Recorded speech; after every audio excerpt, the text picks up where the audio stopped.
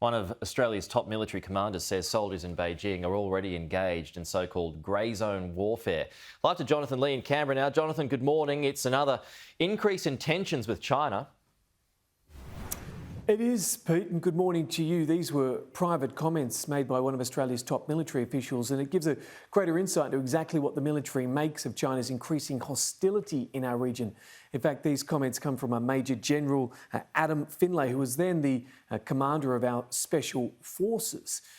And as I say, they were confidential comments, but it certainly gives rise to some concern. He talks about China wargaming or game planning to avoid crossing military lines into so-called grey zone conflicts, using the likes of cyber espionage and also disinformation. The great concern here is that this might spill into a major military conflict if we're not careful. Scott Morrison has been on radio a few minutes ago. He makes the point that Australia is certainly standing firm and speaking its mind. The tensions we're currently facing, the challenge we're facing have been as a result over many years now. And the suggestion that's any one item, I don't accept that. And the wise analysts on this have got the same view. What we're doing is ensuring that we maintain our ground as a country on our sovereign interests, that we stand up for Australia and our values and how we want to live our lives here in Australia. And we'll respect the way that China wants to do that. Jonathan, I had to look up what grey zone warfare actually meant, and it's actually the process of wearing down your enemy without any conflict so that they ultimately give up what they had. So it's similar to what was experienced in Hong Kong and perhaps in other places such as Taiwan, and maybe they've got a view to do that here, but it's probably going to be unlikely. But and probably anyway, what they're doing right now with the Philippines also, Pete. Yeah, exactly. It's a good point. Meanwhile, the Foreign Minister has also spoken out against China's aggression.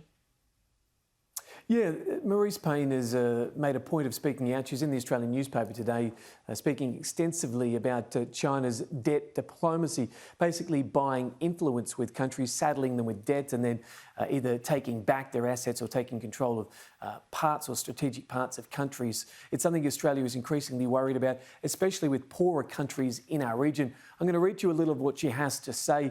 Bear in mind that Marise Payne is quite famous for not saying a whole lot, really, so you can break it down. She says, "We do not try to buy influence to advantage our individual countries.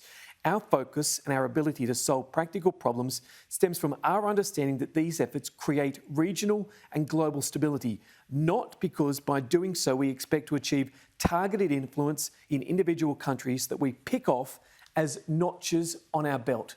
Now, Marise Payne is about to go overseas for 2 weeks. She'll speak at the G7. She'll also be in Geneva and speaking with leaders in the United States. Obviously, top of mind is China, the growing influence in our region, and concern we are drifting towards conflict and hostility, Pete. Yep, OK. Jonathan Lee, live from Canberra. Thank you.